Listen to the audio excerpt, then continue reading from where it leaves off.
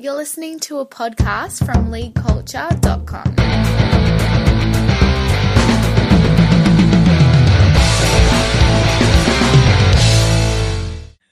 Hello and welcome to episode 37 of League Culture. You're listening to me, Stuart Morris, bringing you 60 minutes of International Rugby League and taking a look at the wider game. We start the show with our thanks to League Freak and Everything Rugby League.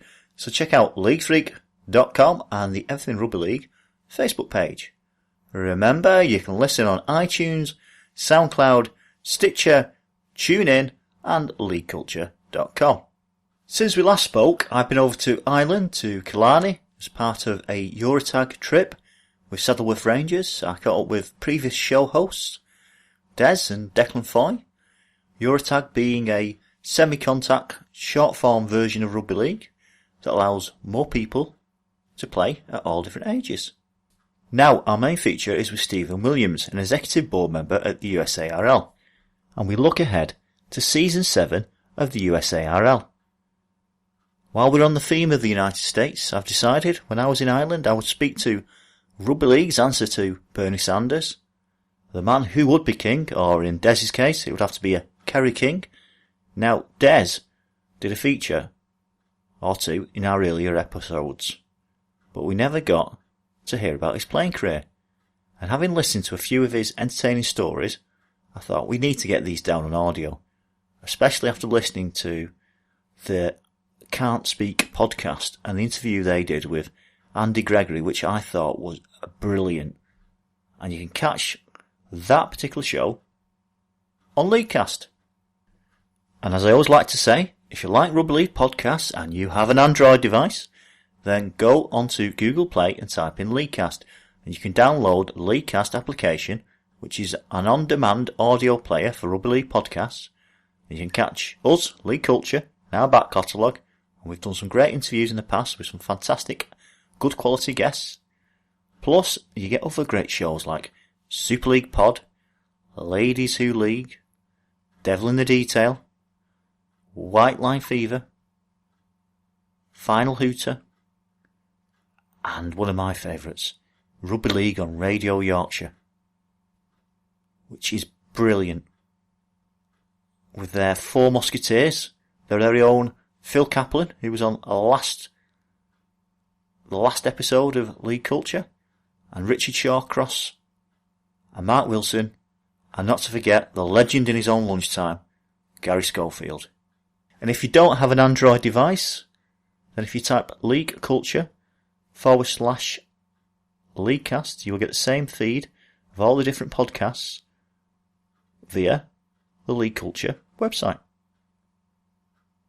If you want to get in touch, you can do it through Facebook, SoundCloud, Twitter, or you can email leagueculture@outlook.com. So let's quickly go through the international news and views, and then it'll be on to Stephen Williams talking about USARL. Then it's Des Foy telling us about his colourful playing career, and we end the show with a tribute to British television actor and presenter John Noakes, who people might not be aware in 1977 made a charming documentary on Castleford Rugby League Club called Castleford Rules OK. He was a rugby league enthusiast from Halifax who sadly passed away a few days ago, as people will be aware if they're in the UK and listening to the news. And in that programme that he made, Castleford Rules OK, he spent a bit of time with Sammy Lloyd. And Sammy has kindly agreed to say a few words at the end of this show about the time he spent with John Noakes.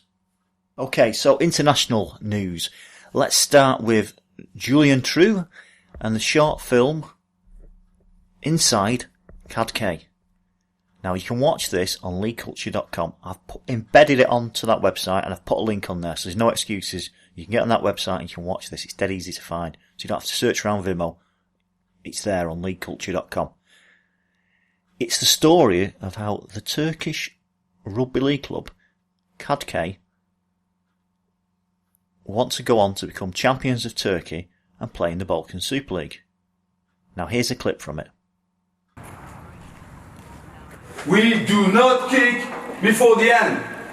Alright? We play, we score, and we win it. We know what's the final look like. We've been to finals, right?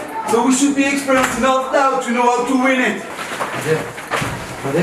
Ready? Look at yourself in the eyes.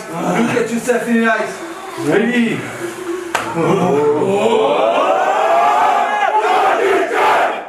Hadi beyler ne kadar cesuruz gösterelim. Birbirimiz için ne kadar ileri gidebiliriz. Neler yapabiliriz birbirimiz için. Bunu gösterelim. Ne kadar ileri gidebiliriz. Ne kadar deli olabiliriz. Hadi gençler hadi. Most of my overtime is used for the organization of events, preparing the coaching, supporting any players, trying to find sponsorship. I give all of my time. So I guess they see it and well, this creates something special.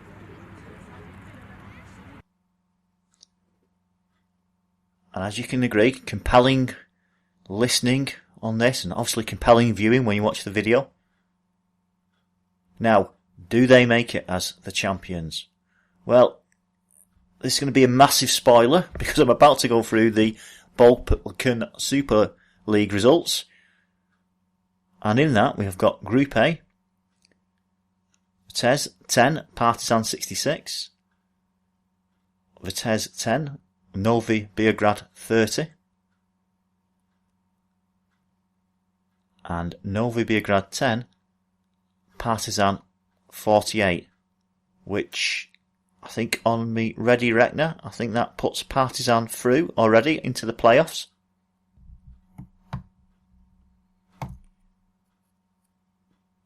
And in Group B, we've got an amazing result here.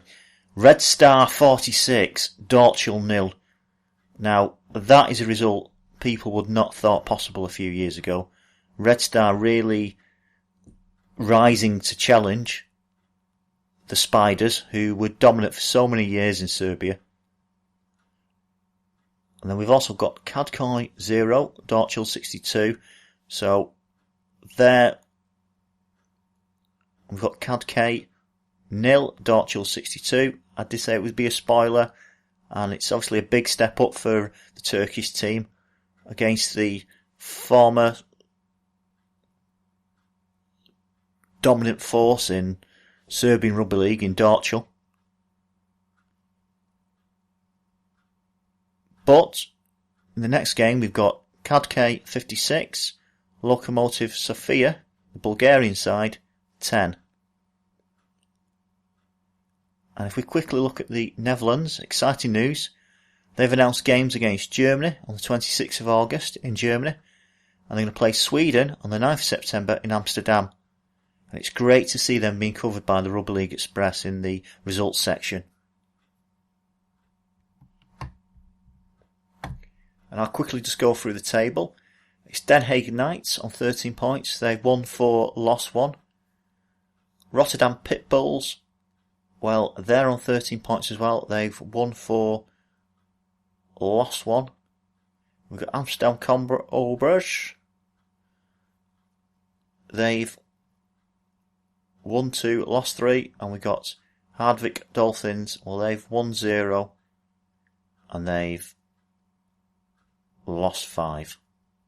If we go over to Canada and catch up with the 9s that they had in British Columbia at the Impact ProWare 9s, in the grand final they had Capilano Cougars 10, and they defeated the Kelowna Roosters, who got 6 points. And another exciting piece of news coming through, and that is in October the 14th, in Fiji, we're going to have Australia, Fiji and Papua New Guinea all play themselves in a historic tri-series with 40-minute games, which will see all three sides play themselves over a day, with essentially playing 80 minutes in total, but seeing all three teams go against each other. So that's going to be an exciting concept to witness in October. So now it's time to go over to America and listen to Stephen Williams. We're very privileged. We've got Stephen Williams from the USARL, and Stephen's going to tell us all about well, basically what's been going on in the USARL and what we can expect to see in the next season of the USARL. Yeah, hi Stuart. Thanks very much, mate. And I guess it's that time of year again with for rugby league in the USA, but never a dull moment in regards to the USARL.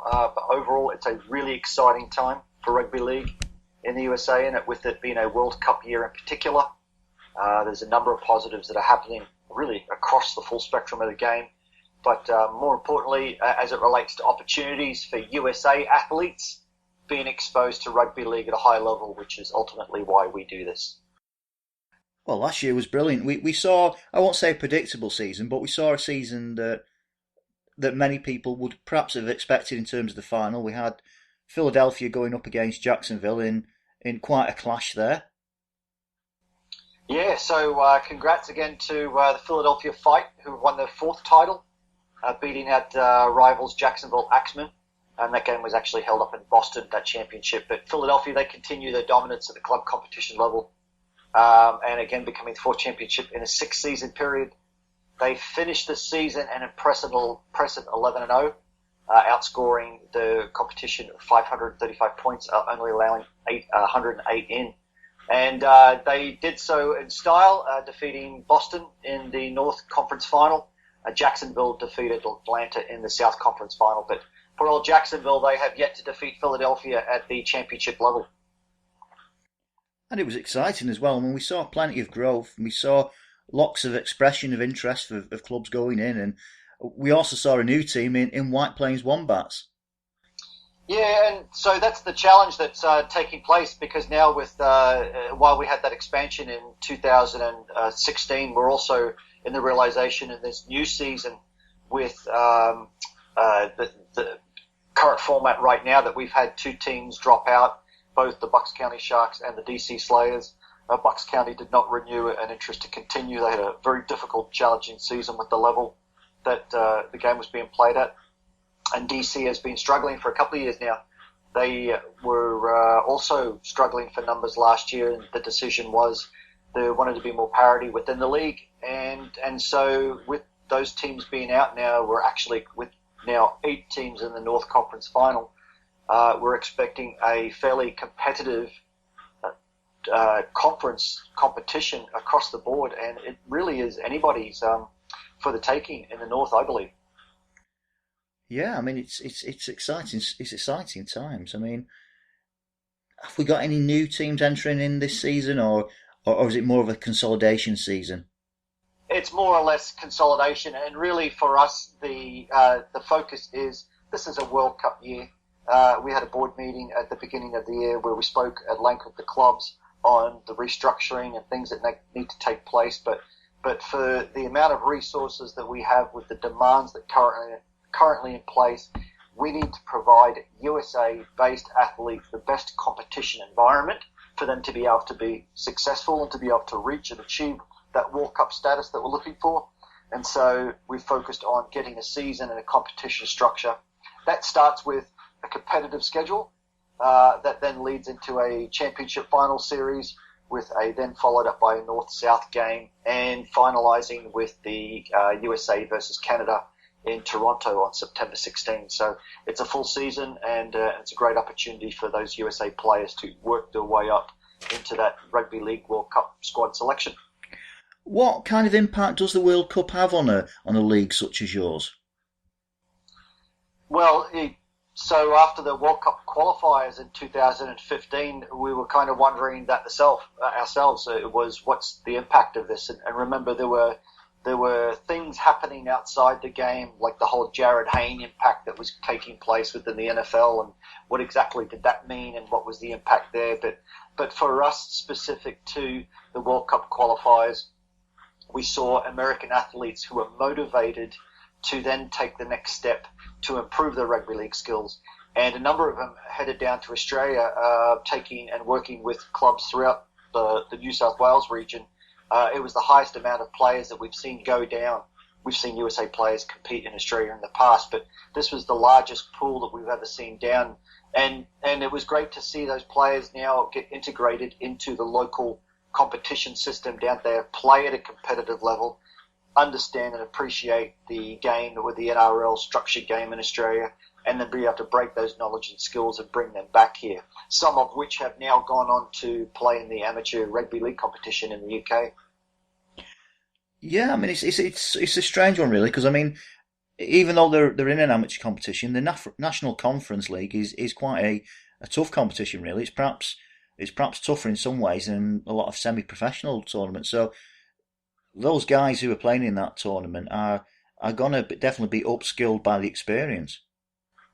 Absolutely, and that's really what it's about. It's about getting them into a competitive environment where they can achieve that status, that play, get that coaching, get the number of touches of the ball, that repetition, and allow them to at least be in an opportunity to compete for attention to participate in the USA national team come October this year.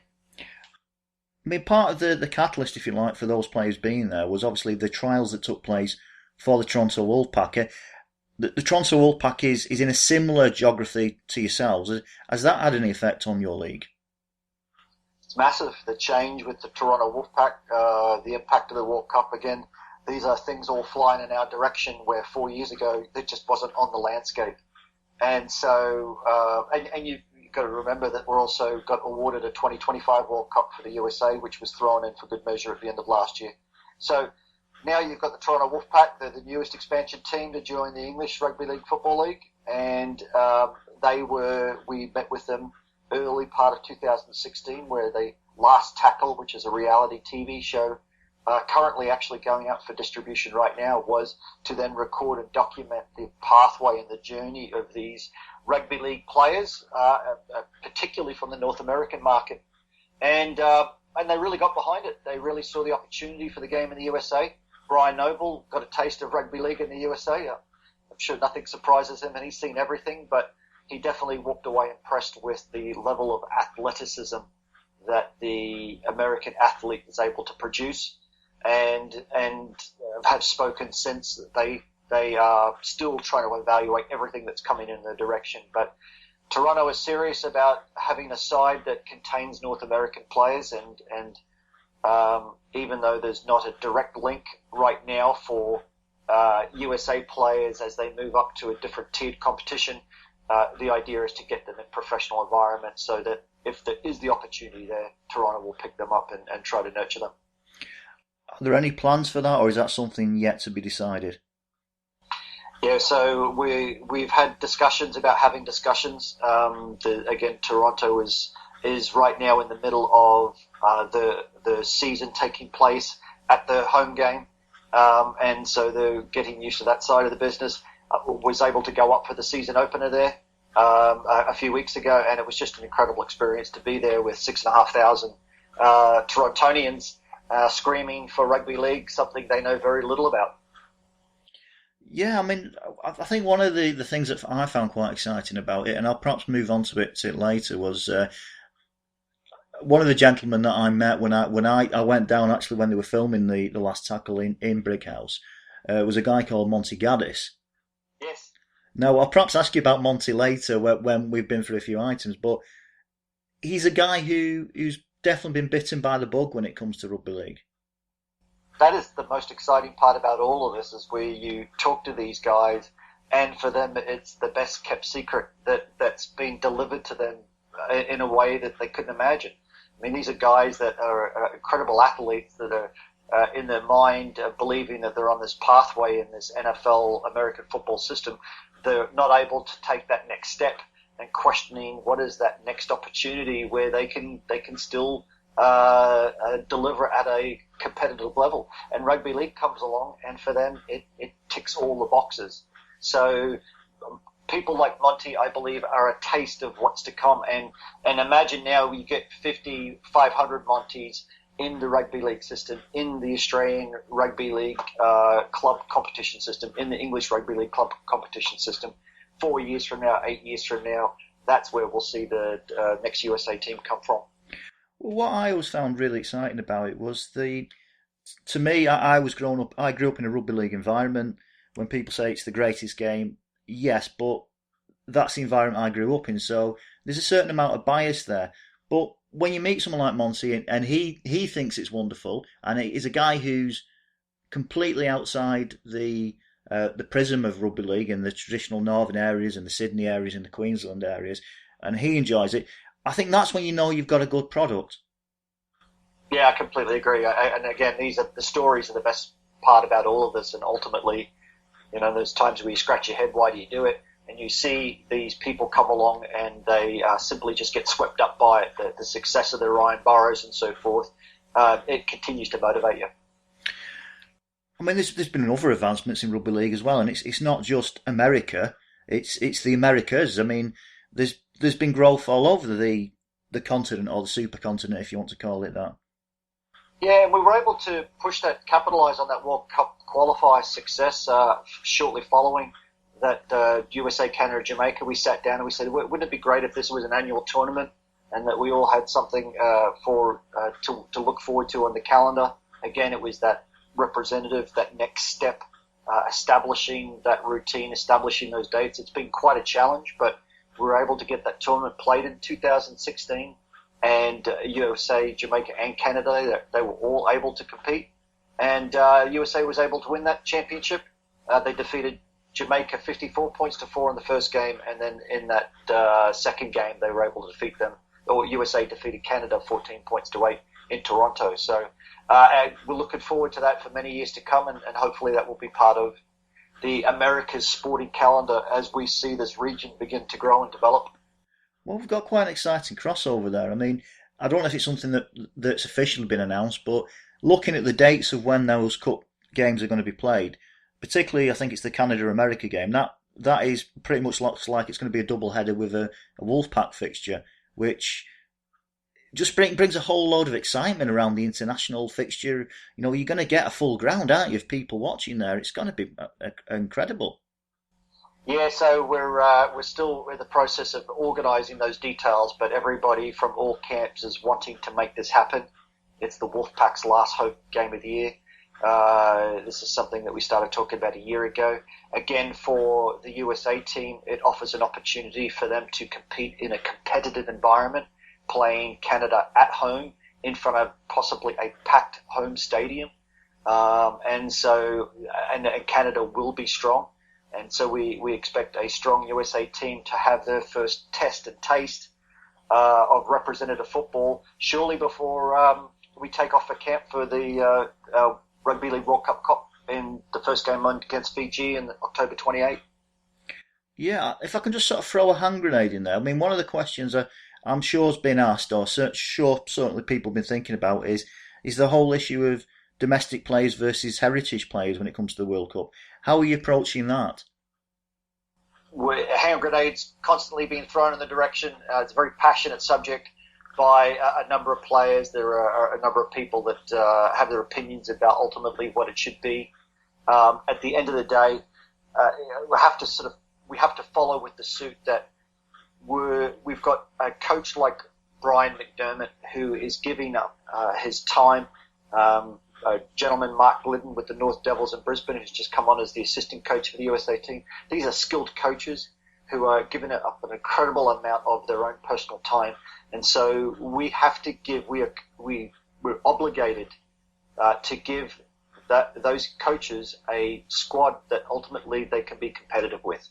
And so that's the question now at the end of the day is what's that balance? What does it look like?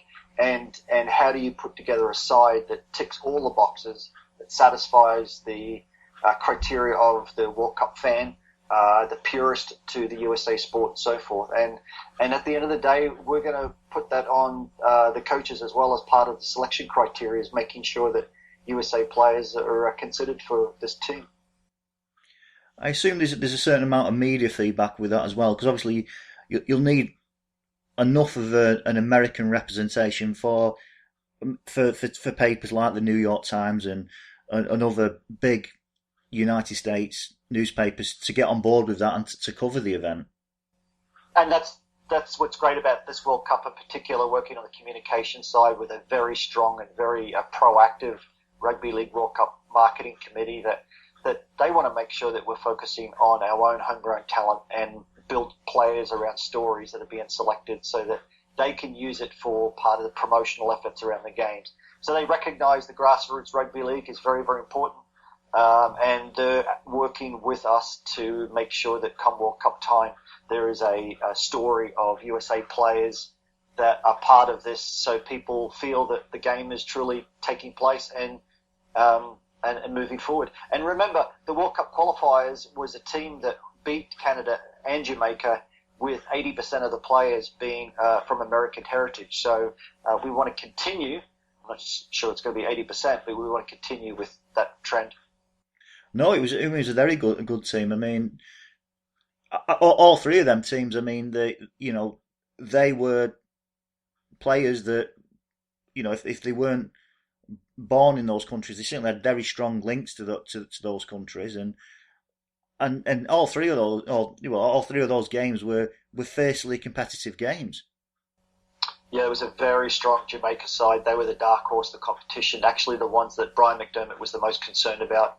So winning that first game gave him tremendous confidence to then close out the tournament. But it's going to be a next level step up. Fiji is daily announcing stars coming out, with Jared Hayne announcing that he's going to be a part of the team. Vadavalu from the Melbourne Storm, who's absolutely on fire, will be playing for Fiji. So it is going to be the equivalent of taking maybe not a tier 3 nation team on, but the next closest thing to it.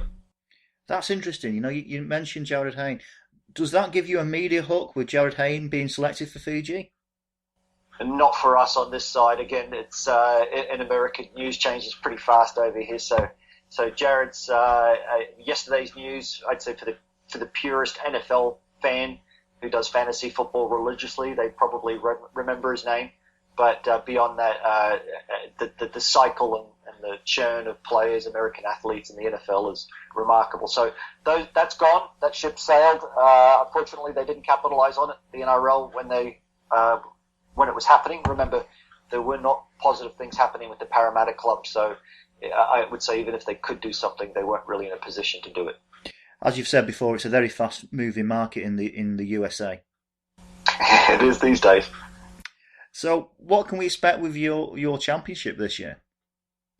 Yeah, well, the championship is at the board meeting this year. The decision was that the championship would be hosted in the South. So whoever wins the South Conference will host that game. But ultimately, we're expecting any one of the teams in the South to compete. Jacksonville I would say, would be the favourites going into it, and Sean Richardson, who's one of the assistant coaches for the USA team, will be coaching Jacksonville, and of course we'll be working with McDermott directly for the game systems and how that's handed down. So I expect Jacksonville to compete this year, but I wouldn't be surprised if either Central Florida or Tampa or Atlanta are actually in the conference final. It's just that close. In the North, as I said, Philadelphia should continue their dominance, but Brooklyn and White Plains Wombats are also two teams that I think could also get in there. Yeah, I mean, I'm very excited by sort of developments in New York, because we've got I suppose in American geography, we've got a number of teams that are quite close there. So it's quite exciting to see local rivalries emerge and, almost sort of leagues within leagues, really. It really is, and that's the stuff that just takes time.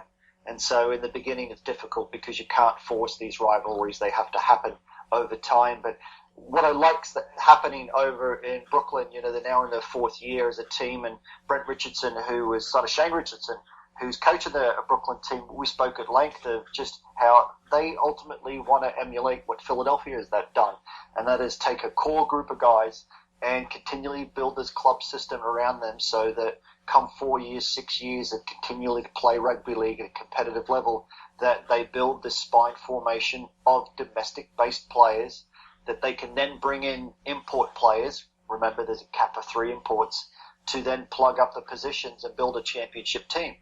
And that's why Philadelphia continues to win year after year. They were coached by Peter Ilfield, who is a successful level 3 coach who worked with them on weekly basis over a 10-year period, and that's why they're so dominant. So you see teams like Brooklyn that they're recruiting well, they've got good coaching, they've got a good core group of players. So I would say that that's a team. Don't be surprised if they lead the top of the league very early in the season.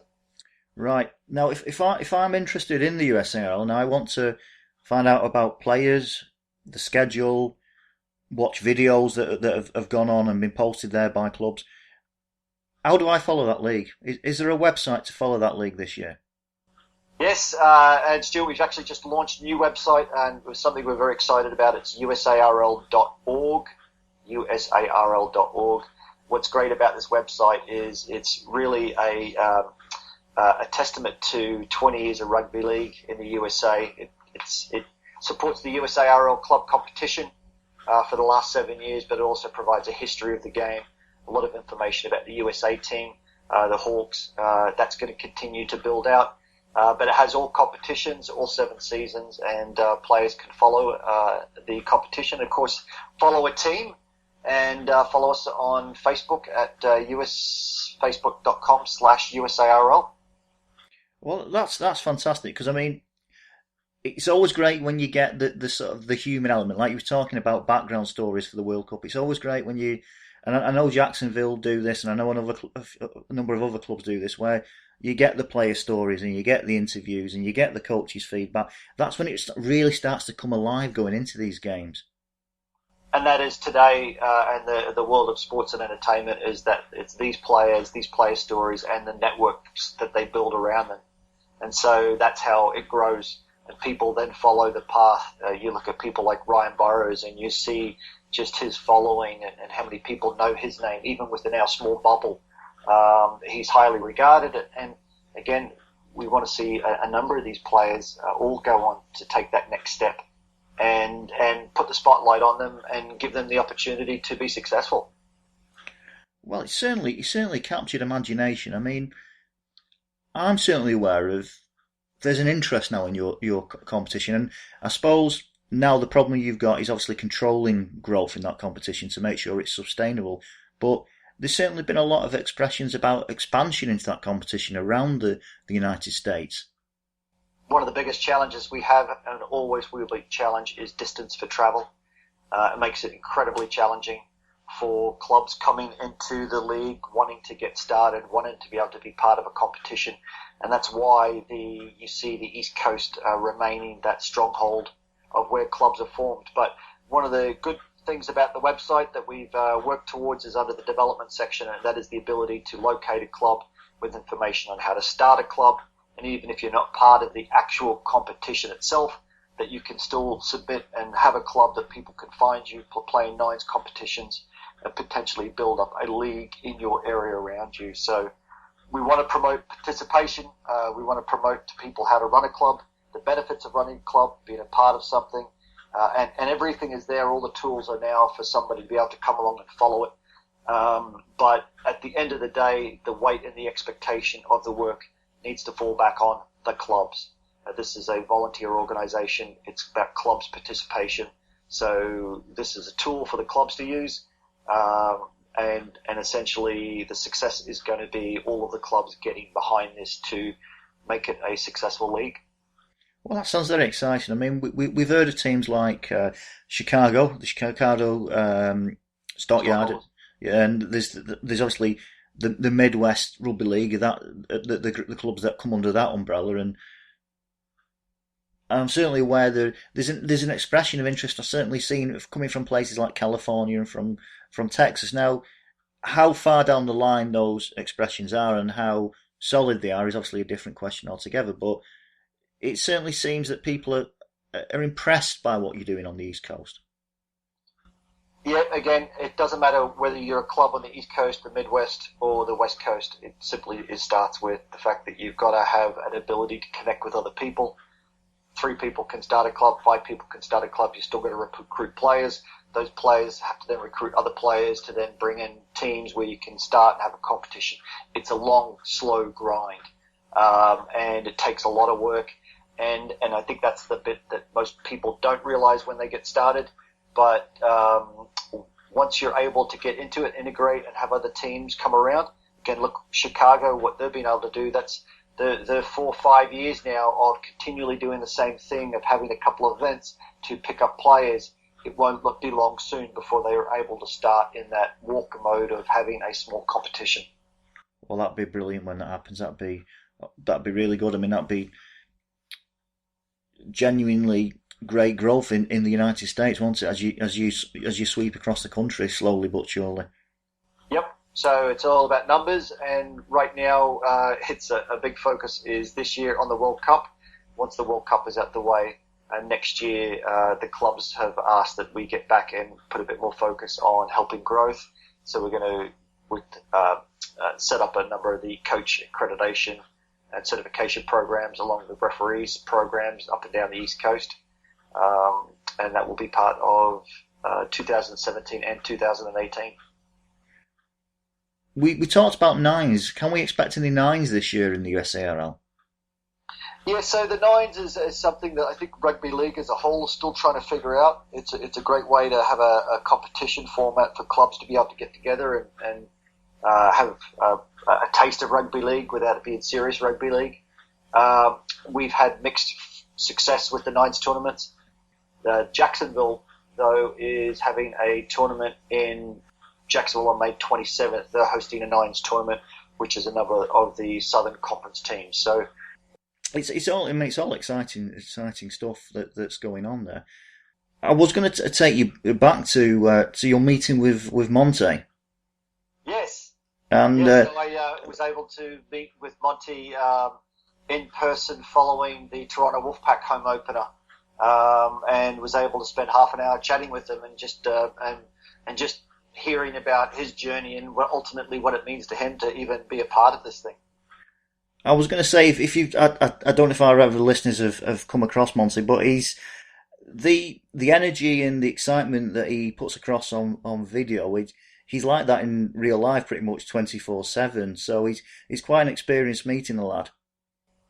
Yeah, and it was just even funny to hear Brian Noble's conversation about Monty, how he talked about, and this was just as an offside conversation, how they were talking about during that training camp and those combines and so forth, that they threw everything at him and he just kept getting back up. He just kept getting back up over and over again, and it was one of those things where you were looking at somebody who had the drive, had the talent. What they didn't have is the number of touches, the repeat touches of the ball to create that foundation for them to be able to operate in a professional competitive rugby league environment.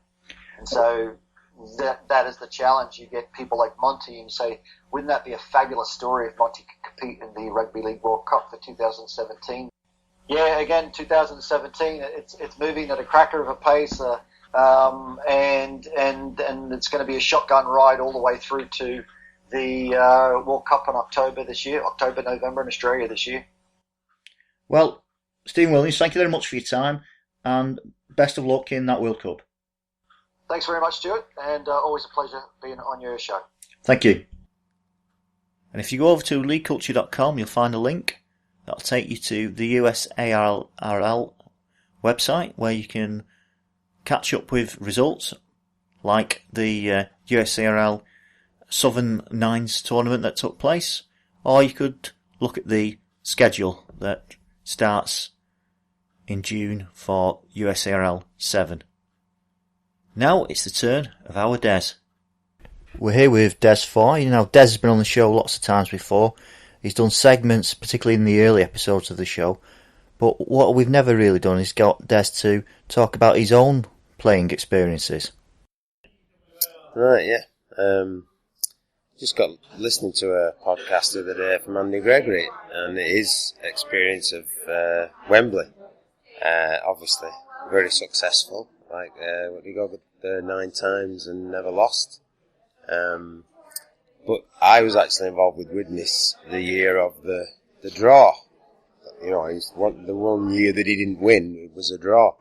But, yeah, I was in the squad there, young fella, and I suppose thinking back to that time, I think Eric Hughes had a disciplinary hearing that he had to go through, and Eddie Cunningham, there was doubts about him being fit, and I'd say all of Widnes were hoping that Eric could get off and Eddie would sort of be fit, but I was, because if one of them was missing, there's a chance I'd have got in, you know.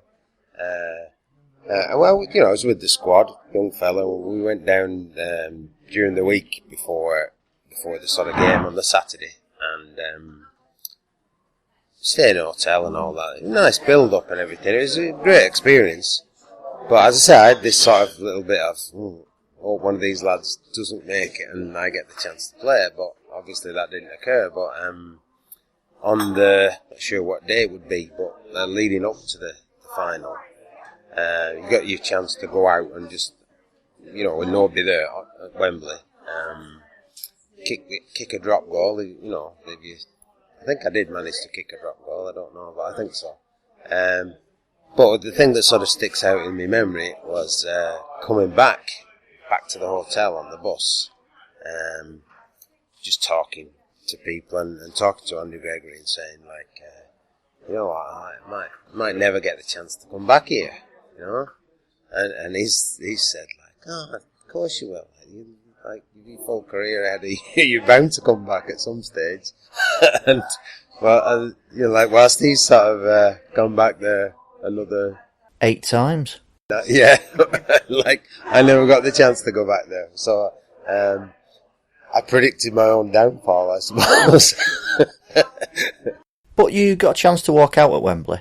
Yeah, I was, in the squad, and it was an amazing thing. On the game day, obviously the teams go out, and then the 5 or 6 of us that were in the squad, not kitted out, obviously in those days only 2 subs, we were sort of we let them go because they're the sort of parade almost, but then we came out and it was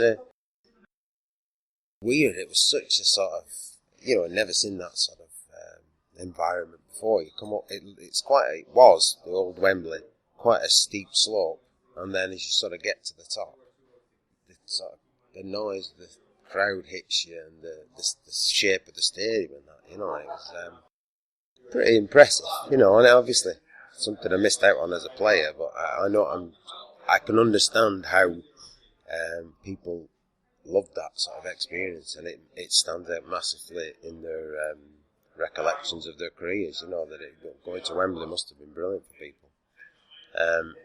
And I noticed this week there was just some talk, the RFL, about not going to Wembley for the Challenge Cup, which I don't know whether it's a good thing or not, because that I do think it was a different era. People travelled to London. It was the big sort of the exodus from the north of England, and it tended to be a bigger occasion if there was one Lancashire team and one Yorkshire team, and it was the sort of whole of Lancashire against the whole of Yorkshire. You sort of forgot about your team, rather than and just stuck with the supporting the nearest team to you.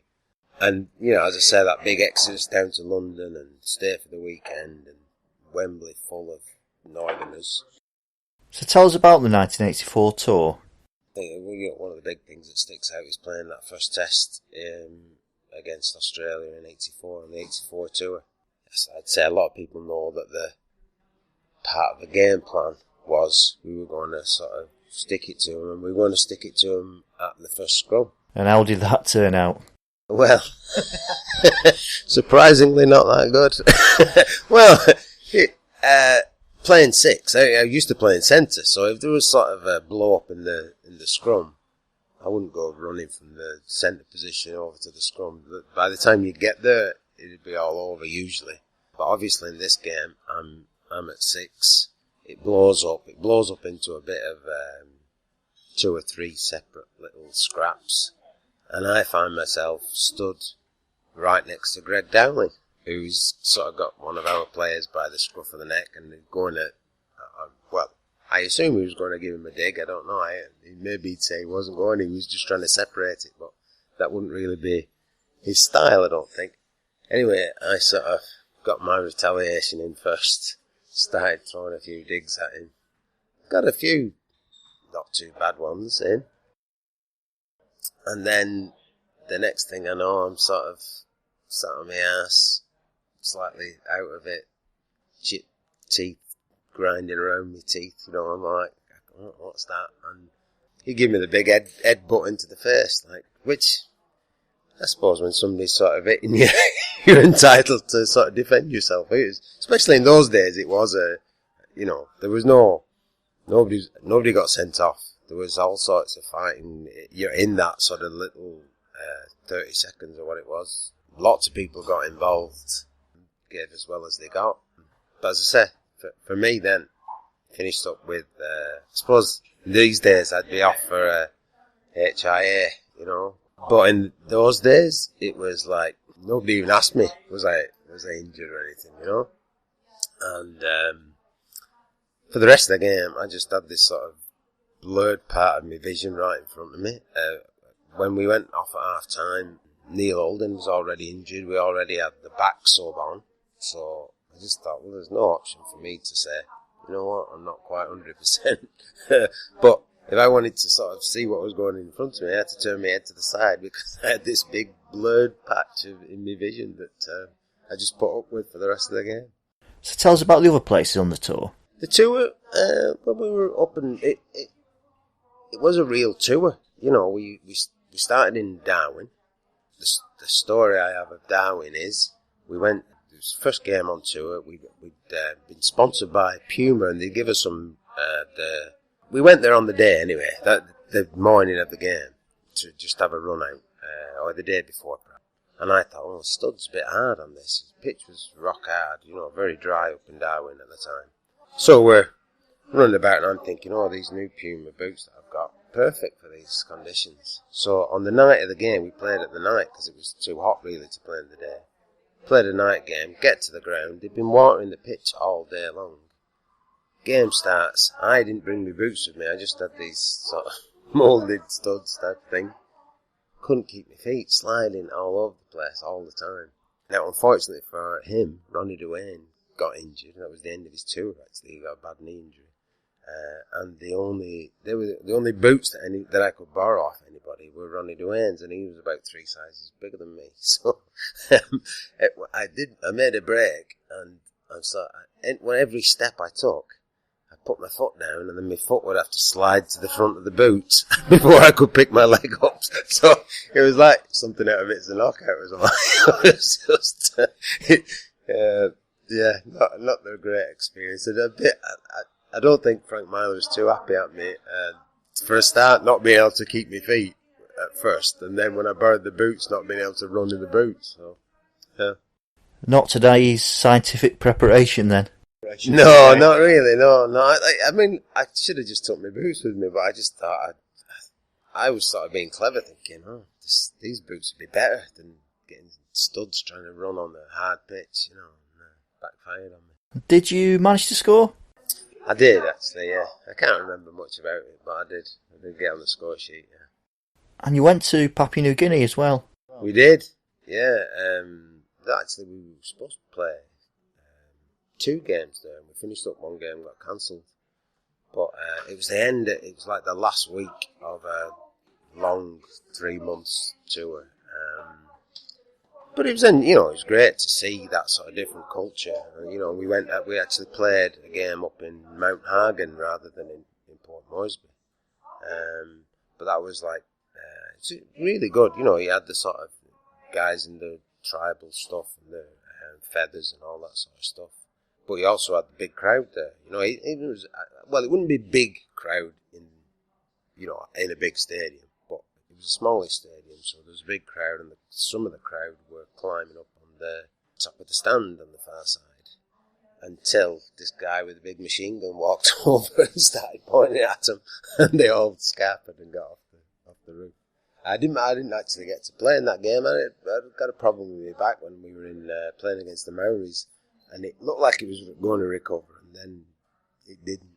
There was near the end of the tour, about 2 or 3 weeks before the end of the tour, rather than people go on to Papua New Guinea, they weren't fit. There was 2 or 3 lads went home then, and I perhaps could have. As I said, my back was at me a little bit, but it seemed like it was going to be okay. So I thought I might get a chance to play in that game. So I still went to Papua New Guinea, but didn't get selected in that game. Next year it's the Emerging Nations Cup, and you played in the original Emerging Nations in 1995. Yeah, in 95, yeah. And it was great. It was we had a good mix in the Irish team. a few current pros, a few ex-pros like myself, and a few amateur lads who qualified for Ireland from England, and then a number of domestic players who were playing for the sort of Irish, the local Irish clubs at the time, and it was very good. I think, if you look back on those times, people are saying, "Oh, this is great for the game, and it'll help grow the game in Ireland." And for a year or so after that, it did. And then in '96, they sort of changed the rules a little bit. They let all heritage players come in, and it sort of shut the door on domestic players getting into that. Yeah, not on all of them, but on, they were down to sort of 2 in the squad and not getting games. So I always feel that was a mistake, and we're still trying to recover from that now, and it's how many years later, It gave people a reason to play in the domestic league. Well, yeah, I think that was one of the problems. Like, if you think of some of the good quality rugby union players that would be knocking about in Ireland, if you could tell them, "Oh, there's an opportunity to play for Ireland at rugby league," then they might say, "Oh, I'll get involved with this local domestic team." But unfortunately, because that's not been there, I don't think we've not having to go at the lads that I've turned out and played. I just think that we, if we definitely had a pathway there, then there would have been more competition for places, and that would have pushed the league, that would have improved the league. And we're, as I said, we're how many years later now, since '95, it's 20 odd years, isn't it? I think we're still only just now getting that pathway in place. Yeah, and I think there's a lot of people who think that the rugby league identity should be exactly the same as the rugby union identity, and I think that's a nonsense. I'd rather see a Scandinavian team or a Balkan team being put out, or even a Celtic team that that don't exist in other sports, because then it'd be a unique selling point for TV companies to get interested in. Just like think of the Wolfpack. They're selling that, the sort of transatlantic, they're in a league that's now a transatlantic league. I think if we had something different, because if we only always ape what's going on in rugby union, we look like just a pale copy of that, So we really need to push our own identity. But I think there's too many people who just think, well, what's going on in rugby union? Let's do that.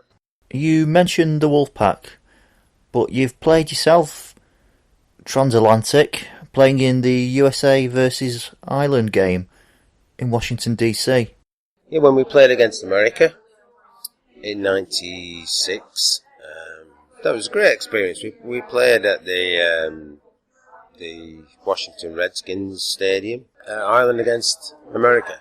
Again, our Irish team was a mix of domestic players and a few current pros and a few ex-pros, a couple of lads from the students as well. Great game, great to be involved in. But good to have that mix again. Like I said, that was perhaps the last time that we had that mix, because after that the Irish team became, I don't know if it's live or it was broadcast on TV, and it must have been. I think it must have been live, because we saw a video of it pretty much straight after the game that had all the adverts in it as well. So let us now listen to Sammy Lloyd and his tribute to British television treasure John Noakes. Hiya Stuart, yes, it was really sad to hear that John Noakes had passed away this week. And of course my memories went flooding back to, I don't know when it was, about 1973, 74, when he came along to Castleford. I was playing rugby for Cass at the time, and they did a BBC Go with Noakes programme, and it was great. He came to us for about 2 weeks, filming with a BBC crew. He ended up playing for our reserve side against our team, And he was really plucky. He was really adventurous. So he spent a couple of weeks trying to get fit and other things. But he went out with a crew, filming with Malcolm Reilly, our coach, and Trevor Briggs, bless him, rest in peace, Trevor, our winger, and spent some time with Bruce Burton, a really scintillating standoff that we'd just bought from Halifax. So Cass, we were just on the rise at that time. Malcolm had just come back from Australia, and the young team that we had starting to make some good solid ground. But it was just a lovely 2-week programme that we got to know John Noakes and the film crew from the BBC, and tried to pinch as many Blue Peter badges as we could, and that was great. But my lasting memory of him was just really unpretentious. Didn't want to be really special. He was really down to earth, earthy. Loved doing all the challenges on Blue Peter that he got up to, and he just came across and bonded with everybody at Cass, and we had a great time with him. So he'll be sadly missed. And there you go. Those are my instant memories of John Noakes, who passed away sadly this week. So cheers, Stuart. Back to you, mate. That was Sammy Lloyd. We thank Sammy for doing that. And now, if you're interested in that documentary, Castleford Rules OK, if you just type in Castleford Rules OK into Google or YouTube, or even if you type Sammy Lloyd into Google, you'll more than likely get a clip of it. And just to talk a little bit about Sammy played for Hull and Castleford, bit of a legend. He played 346 times or more for the two clubs, and scored over 2,409 points. And now he's not a player anymore. These days he's, among many things, he's a musician. So I think what we'll have to do at some point in the future is get Sammy on the show and have a chat with Sammy and find out about all the different projects, particularly the charity projects that he's involved with. So we're at the end of the show, and we'll catch you next month. So remember to like it, link it and post it and share it, and help spread the gospel of International Rugby League. And to play us out, it's I Love My Game by Danny McMasters, which is available to buy on iTunes.